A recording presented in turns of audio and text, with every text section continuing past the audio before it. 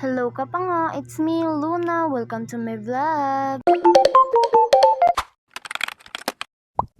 For today's video kapango, i-share ko naman sa inyo ang akong ganap yesterday. Yes kapango, yesterday ganap ni siya kay wala gid kita time sa pag-edit kahapon kag subong ko gintapos ang pag voice over. Siya fast forward kapango ar nagali kita sa office sa G Finance Corporation sa Core Miramar Street, Iloilo City. Diri ni siya sa unhan lang sang CPU. So mamahaw kita kapango at unsudan is egg and adobo nga baboy. O diba? Let's eat. O, diba? Mamahala na si Pango Pro. Gapakit pa.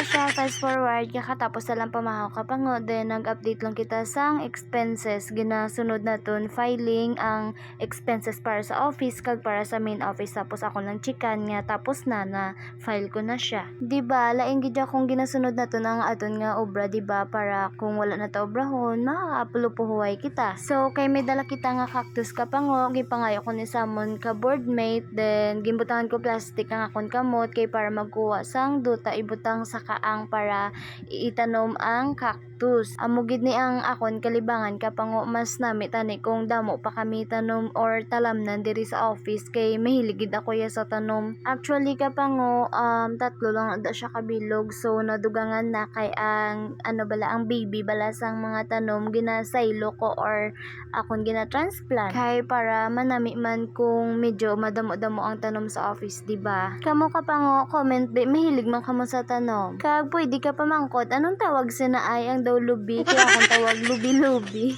So, dirang nga part ka pango, itanom ko na ang small nga cactus, amo na akong gimpili ang gamay kay para ibutang ko sa akon nga table.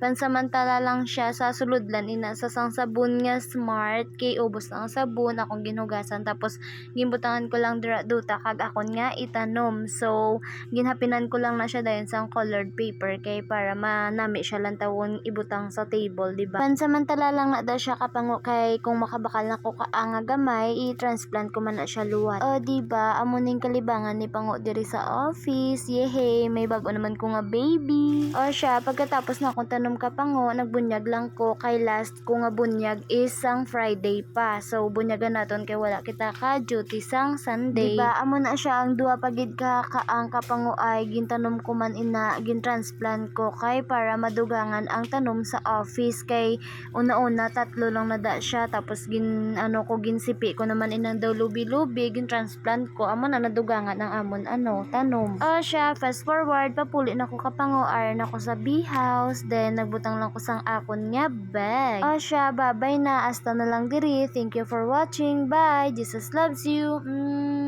See you in my next vlog.